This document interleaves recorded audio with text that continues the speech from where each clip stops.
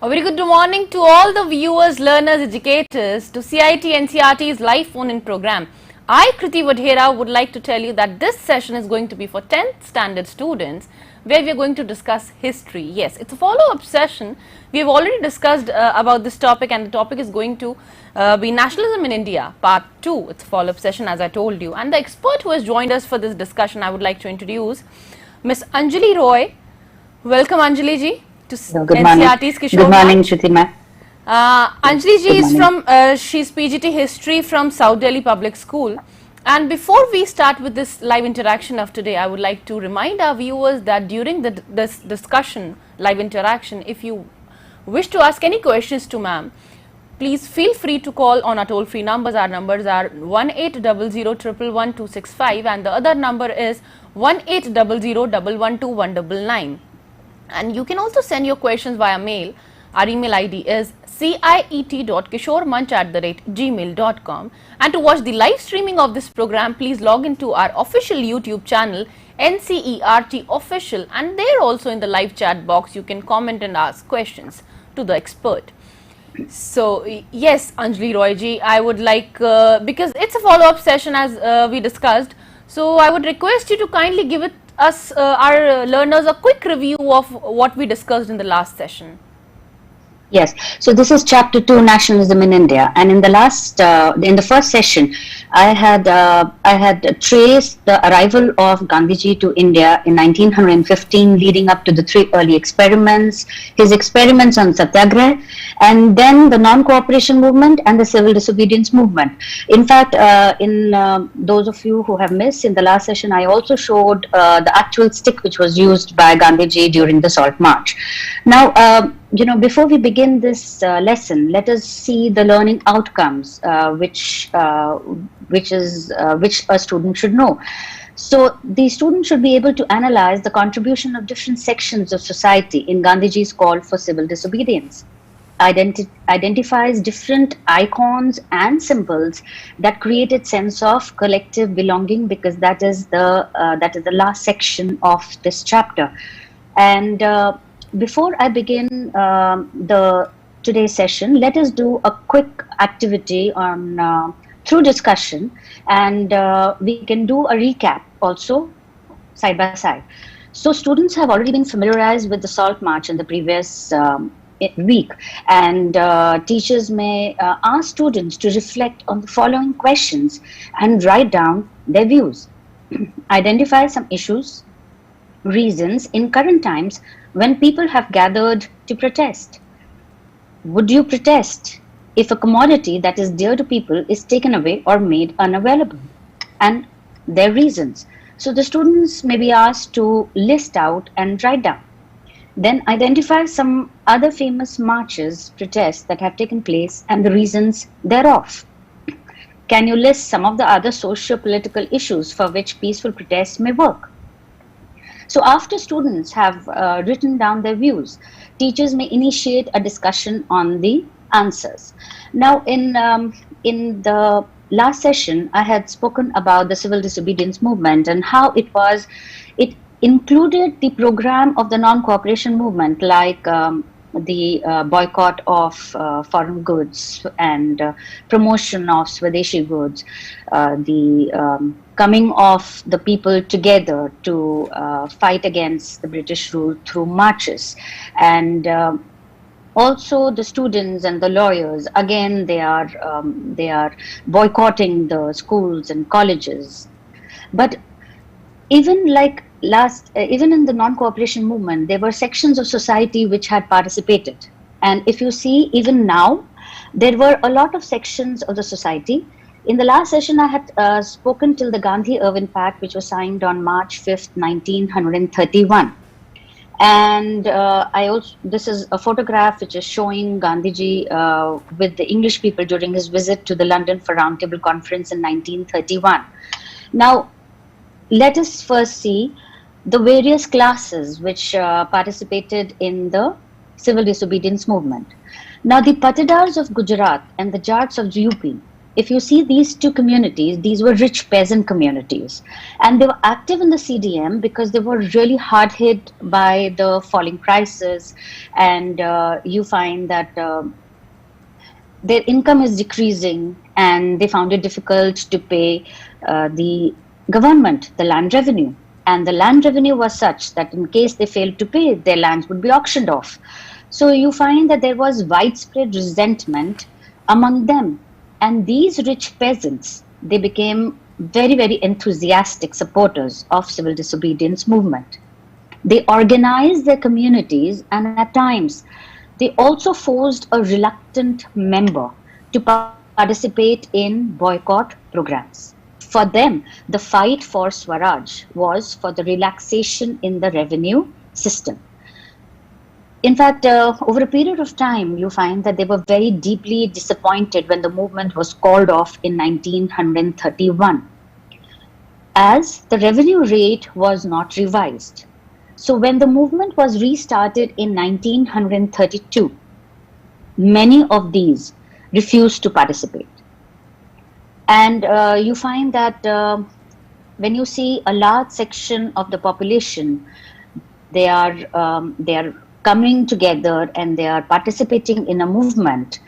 There were repressive methods which were used by the colonial government to control the civil disobedience movement. So the colonial government, they became very, very worried about the developments of civil disobedience movement. As the unique feature of the civil disobedience movement was breaking of laws. In the non-cooperation movement, this was not there. So the British government began arresting the Congress leaders one by one. And this led to violent clashes in many places. Abdul Ghaffar Khan, a devout disciple of Gandhiji, he was arrested in April 1930. This angered the crowds, and they staged demonstrations on the streets of Peshawar, and the people also faced armored cars and police firing, and many were killed. A month later, Gandhiji was arrested, and you find that this is a figure of the demands of peasants, and this is the business class. This is a slide which shows the business class and the civil disobedience movement. And you find that the business class supported the Gandhiji because of the First World War. Because in the First World War, they had got an opportunity to earn. And you find that the moment the World War ended, you find that again restrictions were imposed, and they thought that unless we have a national government, we will not be able to actually earn and manage their industries. So you find that. So this is the role of the industrial workers. So you see, when Gandhiji was arrested, the industrial workers in Sholapur attacked police posts, municipal buildings, law courts, and railway stations. That is the structures that symbolized British rule. The frightened government responded with a policy of brutal repression, and peaceful satyagrahis were attacked, women and children were beaten, and about 10,000 people were arrested.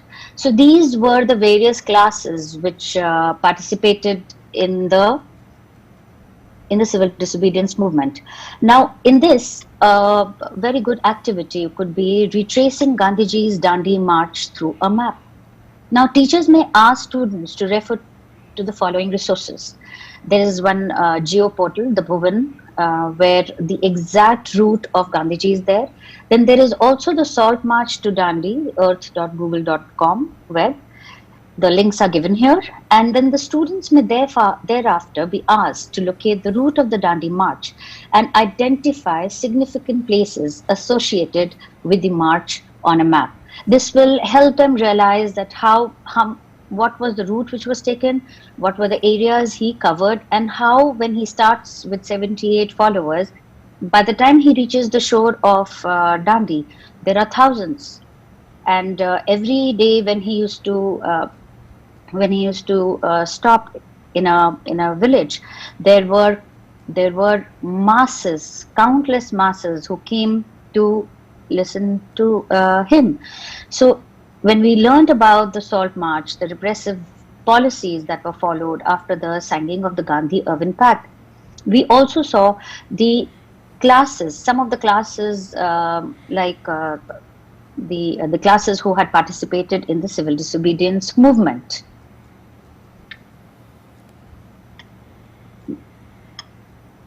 Yes, I think you wanted to ask me a question. Yes, ma'am. I would like to elaborate. I would like you to elaborate on this civil disobedience movement. Many of the viewers are watching. They would like to know more about this. So the only thing which is left is the role of women in civil disobedience movement, and you find that women participated in large numbers in civil disobedience movement, and during Gandhi's Salt March, thousands of women came out of their homes to listen to him. They participated in protest marches, manufactured salt, and picketed foreign cloth and liquor shops. Many of them went to jail also. In urban areas, these women were from high caste families, and in rural areas, they came from rich peasant households. Now, this is very important because, the higher class women largely stayed at home, and they did not go out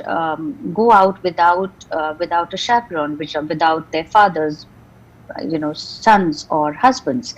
So this was an extremely important aspect. They got moved by Gandhiji's call and began to see that service to the nation was a sacred duty of women. Yet, this increased public role did not necessarily mean that there was any radical change in the way the position of women was visualized. And you find that Gandhiji was convinced that it was the duty of the woman to look after home and hearth, be good mothers and good wives. Now here you see, the number of women who are coming to see Gandhiji, and also Kamala Devi Chattopadhyay, the Sarojini Naidu, who's receiving Gandhiji at Dandi. Now, for a long time, Congress was reluctant to allow women to hold any position of authority within the organization. It was only keen on their symbolic presence. The reason being that Gandhiji thought that the woman's first duty was to look after their home and their hearth and be good women and be good wives. He did not want that these two things should be neglected, especially the children and the old people in the house.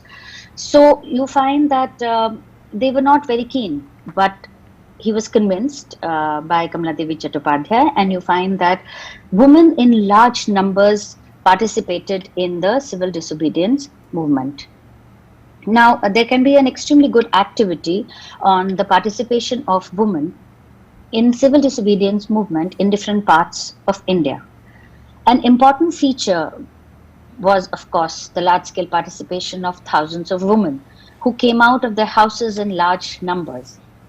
And you find that the students may prepare a poster highlighting the participation of women in different parts of India.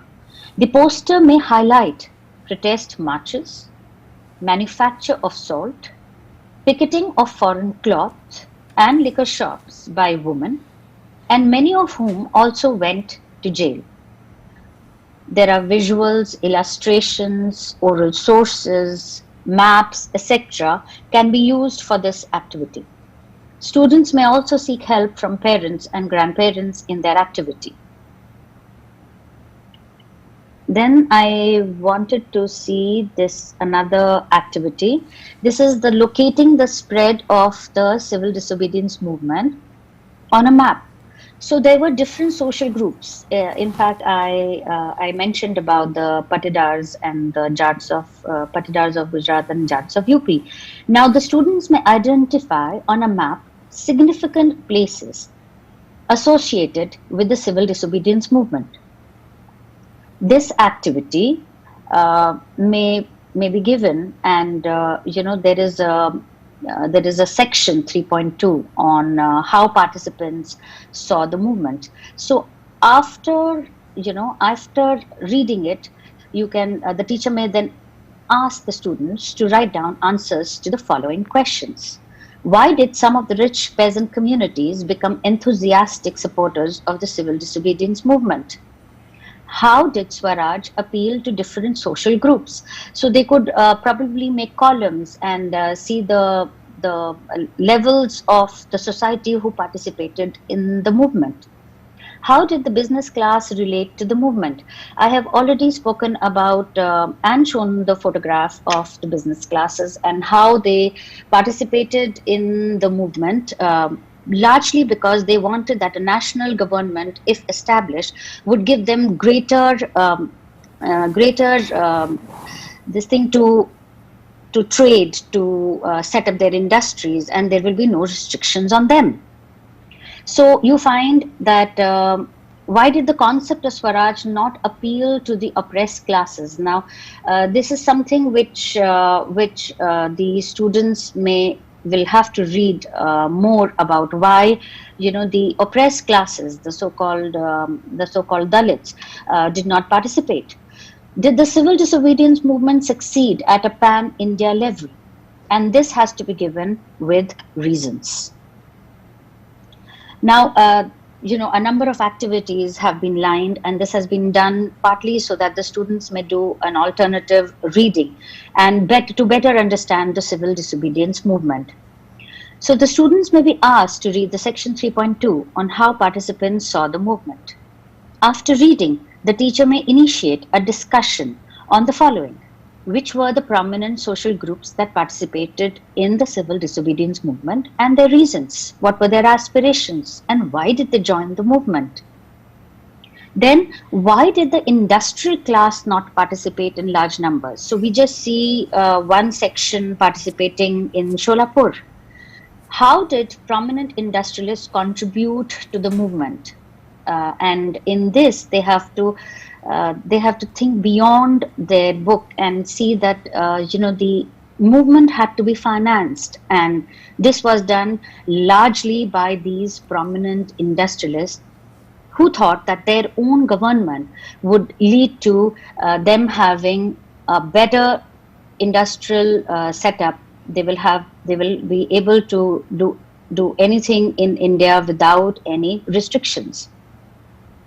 What was the role of women in the civil disobedience movement? I have just covered this, and I have covered that how women came out in large numbers. They were not only involved in picketing of cloths, but also various activities.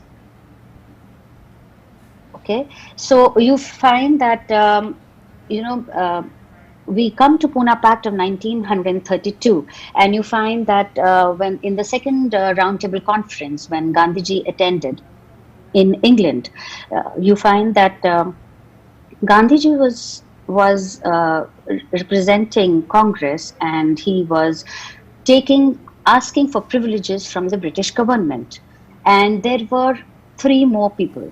So there were the Muslim political organization, there were the princely kings, and there was Dr. B.R. Ambedkar, who was the most brilliant lawyer, and he considered himself as the true representative of the depressed classes. So if we come to these three classes, the princely kings thought that once the British Raj would be over, they would be able to rule over India. And Dr. B.R. Ambedkar wanted separate electorates for the depressed classes. Now, this was violently opposed by Gandhiji, and you find that he went into the fast unto death, and you find that because he believed that separate electorates for Dalits would slow down the process of their integration into society. Dr. B.R. Ambedkar accepted Gandhiji's position, and the result was the Pune Pact of September 1932. This pact gave depressed classes, later they came to be known as the scheduled castes, reserved seats in provincial and central legislative councils. But the important thing was that they were to be voted by the general electorate. So, if you recall, the separate electorates, which was started by the British to bring about a divide between the Hindus and the Muslims by the Parliamentary reforms of 1909, you find that only those communities could actually vote for them. And in this, you find that Gandhiji was able to secure this, that the general electorate would vote for the Dalit leaders. So the Dalit movement continued to be apprehensive of the Congress-led national movement. Now, before we go forward, let us see what was the response of the Muslim political organization towards the civil disobedience movement. This is because, if you recall, during the non-cooperation movement, Gandhiji had included the Khilafat movement, and he made this as a rallying factor for starting the non-cooperation movement. Of course, the others two were the Rowlatt Act and the Jallianwala Bagh tragedy. So you find that what happens now? The Muslim organizations participated wholeheartedly in the non-cooperation movement. So in this, we find that some of the Muslim political organizations in India gave a lukewarm response to the civil disobedience movement. After the decline of non-cooperation Khilafat movement, a large section of Muslims felt alienated to the Congress. And you find that from the mid-1920s, the Congress came to be more visibly associated openly with Hindu religious nationalist groups like the Hindu Mahasabha. So the Congress leaders, the Hindu leaders were allowed to be members of the Hindu Mahasabha. But the same thing was not allowed to the Muslim members of the Congress. They could not be members of any other Muslim political organization. So you find that as the relations between Hindus and Muslims worsened, each community organized processions with military fervor and provoking Hindu-Muslim communal clashes and riots in various cities. Each riot deepened the distance between the two communities. There was an atmosphere of suspicion and distrust between communities. And you find that alienated from the Congress, large sections of Muslims could not respond to the call for a united struggle. As the Muslim leaders thought that their culture and identity would be submerged under the domination of a Hindu majority. So if we see, there was development of alienation on communal lines, and you find that the Congress and the Muslim League, they tried to renegotiate an alliance, and in 1927 it thought that there was a unity which could be forced. The important differences were over the question of representation in the future assemblies that were to be elected.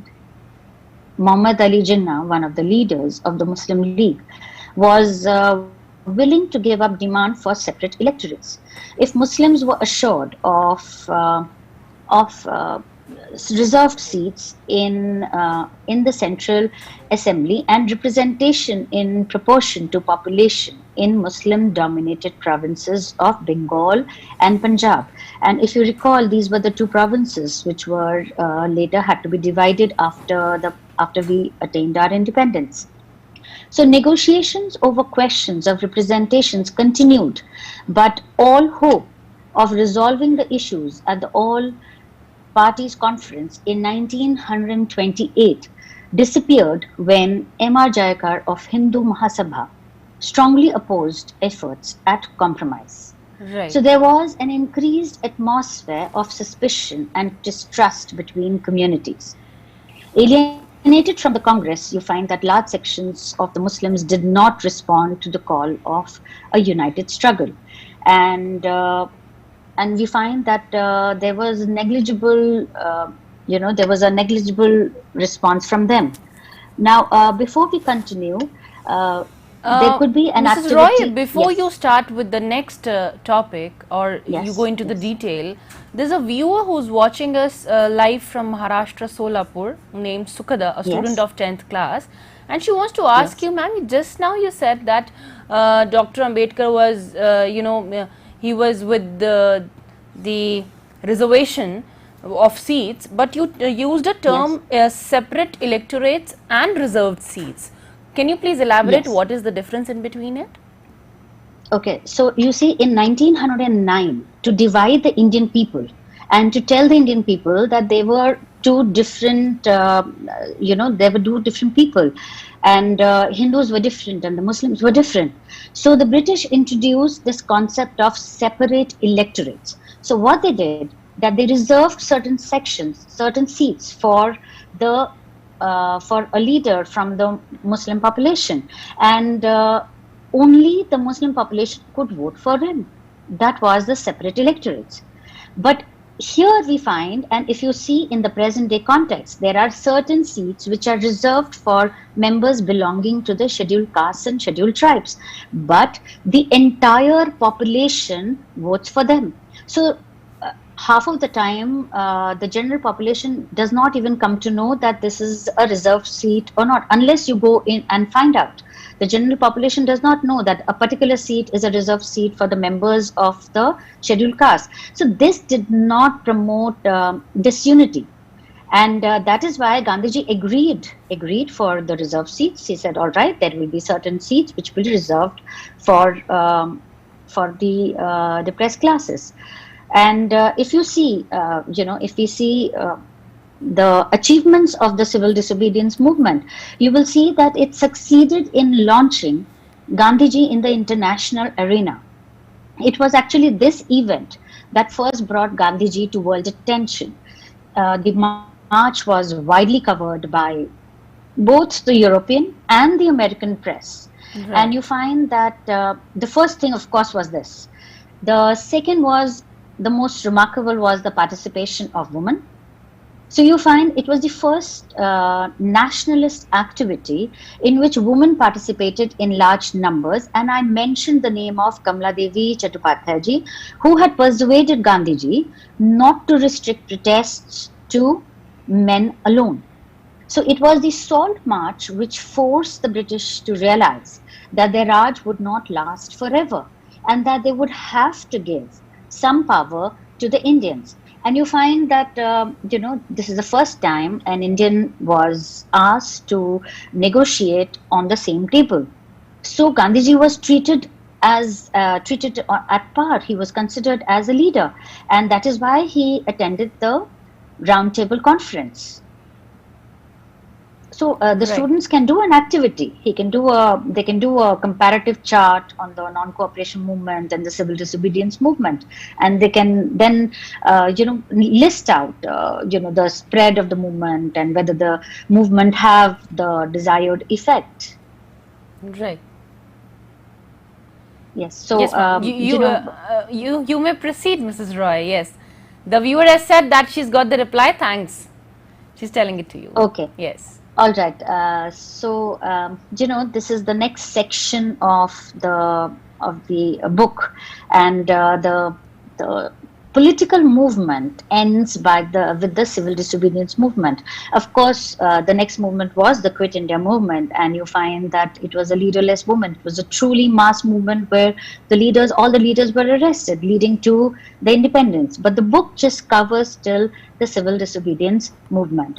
And the next section is the spread of nationalism in India, why the nationalism spread, and can we draw parallels, and what was happening, how nationalism spread. Of course, the political aspect is extremely important, but for a movement to succeed politically, the cultural aspect also has to be taken into account. Yes, Kriti? Right. You may proceed. We still have few minutes. You may proceed. All right. So the spread of nationalism, which happened, the nationalism spreads when people begin to believe that they are all a part of the same nation. So when they discovered some unity that binds them together, when the people of different communities, regions, or language groups develop a sense of collective belonging because of experience of united struggles. If you see nationalism in Europe, we can draw parallels with France, and we see that how the people got together and they made allegory of the nation. In fact, the word nationalism came from the French Revolution only. So you find that a variety of cultural processes like history and fiction, folklore and songs, popular prints and symbols all played a part in making of nationalism. The identity of a nation is most often symbolized in a figure or image. If you recall, this was the Germania, which was there for the German nation. So this identity, through this village, through this image, people can identify the nation. And it was in the 20th century, with the growing of nationalism, that the identity of India became visually associated with the image of Bharat Mata. This was first created by Bankim Chandra Chatterjee. And if you see on the right hand side, this was the image. So the ideas of nationalism also developed through a movement to revive Indian folklore. So in the late 19th century, Indian nationalists began recording folklore sung by bards, and they toured villages to gather folk songs and legends. Now, why this was done? Because when the British came to India, they said that, you're backward. We have come to civilize you, and we are on a civilizing mission. And that is why they traced, they practically denounced our ancient culture, and Western education and culture was introduced in India. Now, unless the people are proud of their culture and lineage, nationalism cannot come about. So the Indian nationalists sought to go back to the past, and you find that not only in our scriptures, but also in a variety of ways, they sought to promote this beautiful culture which we are all a part of. Now, if you see, this is a Bharat Mata statue at Kanyakumari, and you find that this was redesigned. The flag which was used, I wanted to show two flags which were used. One was the flag during the Swadeshi movement in 1905. Now, if you see on the left hand side, there is of course Vande Mataram written, because Vande Mataram was the rallying song during the movement, and the half moon denotes the Muslims, and the 9 lotuses, they denote the princely states, the 8 princely states which were there in India. Right. The flag that you see on the right hand side was initially done by Gandhiji with a charkha in between. Because why? Because he sought to promote the self-sufficiency, the village industry of India, which was completely destroyed by the British. So Gandhiji, on the one hand, is rallying the people to fight against the British. To the civil disobedience said that break the laws, because we do not consider this is as our government, and the laws we should not obey. So you find that if you recall, in the last session, I had spoken about the first Independence Day, which was celebrated on the 26th of January 1930. So the flag, the Vande Mataram, and all this was used by the national leaders to rally the people around. So an activity on this, could be that the children can trace the development of the Indian flag right from the Swadeshi movement of 1905 to the present day flag, where we have the Ashoka Chakra in between. All right. Now let me just continue with my... Mrs. Roy, Yes, yes, please. there's a viewer, Ojas Kumar, and he's writing from Chhattisgarh. He's watching our live program. Okay. And he wants to ask Yes. you that why Congress failed in unification of Hindu and Muslims. Is there, were they pressurized by Hindu Mahasabha? No, I wouldn't say that it was, they were pressurized by the Hindu Mahasabha. I think it was largely to do with the certain policies introduced by the British, leading to the concept of the two-nation theory. And there were certain things for example, when in 1937, when the Congress won majority seats and the Muslim League had won only one seat. They offered to form a combined government. The Congress refused. Now, at that particular time, the Congress did not realize that this would lead to divisions, but that's what ultimately did. And you find that there was also a large number of social things. Like, for example, if you see, the call of Vande Mataram, which was given. Right. Now, this was identified as largely Hindu. So the Muslim leaders, they felt that they would be swamped by the Hindu majority, and they would not get a chance to follow their culture and religion.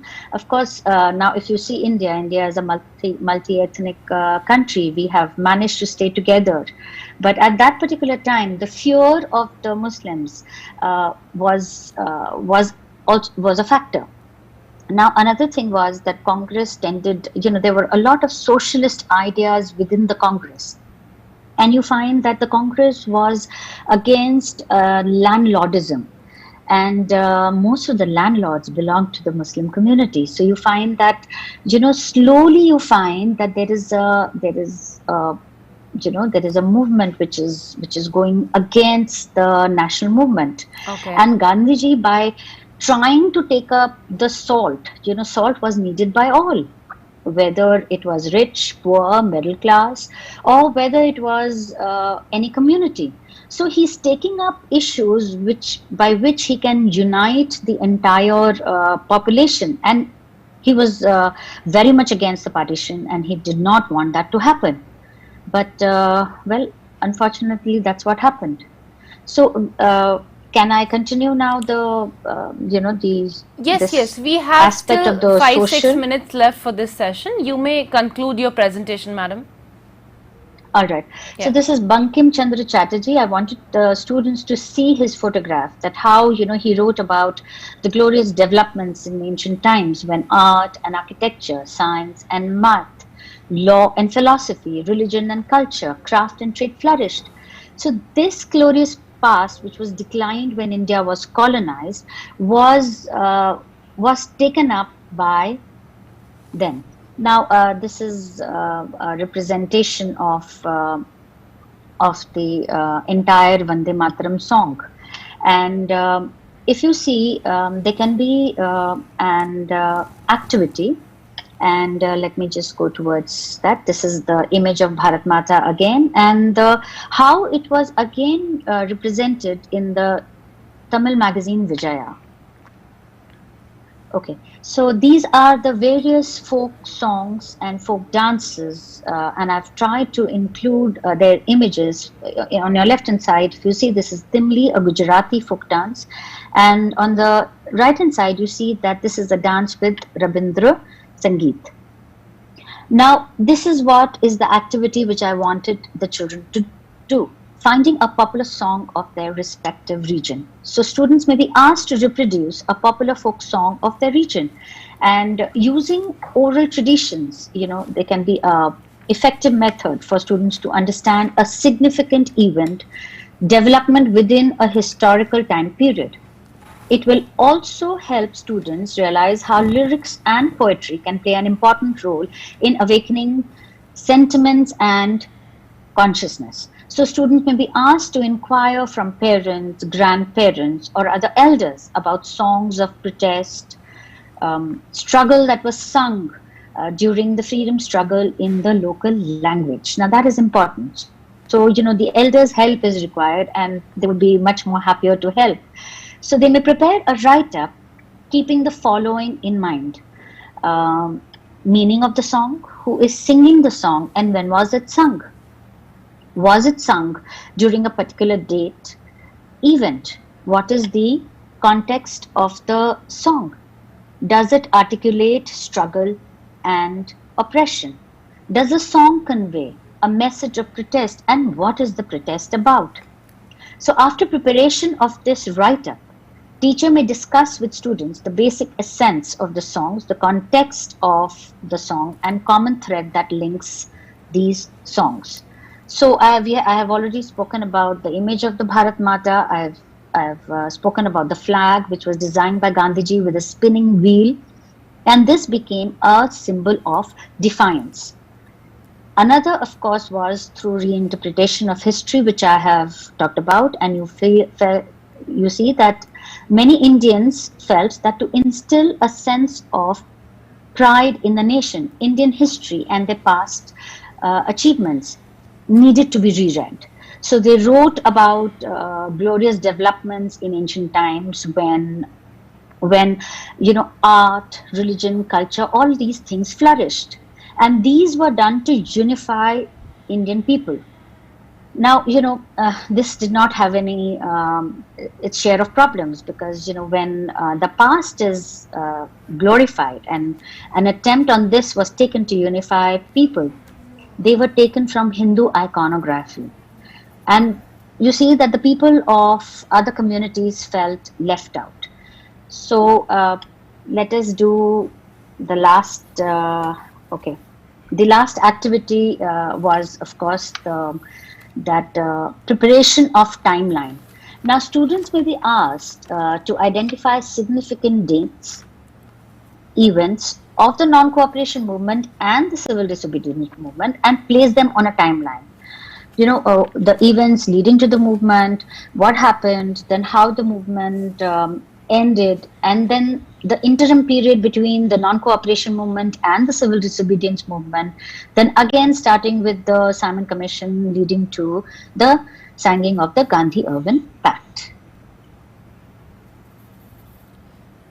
So with this, I practically end this session, and I have explained the political aspect as well as the identifying of symbols which made us a nation, the icons and symbols which helped in unifying us. So if you see that even today there are a number of symbols in the form of images, sculptures, songs, flags, etc. that unite people and instill a sense of collective belonging. So the students may identify such symbols and make a visual representation in the form of a poster. This poster may also contain symbols that are used today that unify people and instill sense of nationalism. So I hope the students have understood all the events leading to the two major movements in the Indian history, and also the development of national identity and the importance of folk songs and our icons. Absolutely, Mrs. Roy. Thank you. Thanks for joining us today for this informative session. Thank you very much for having me. Thank you very much. And viewers, students, please don't go away anywhere. Stay tuned, because the next session which is coming for you is going to be for 9th standard mathematics session, and we are going to discuss quadrilaterals today. So stay tuned, don't go away anywhere. We are coming just in a while. Thank you.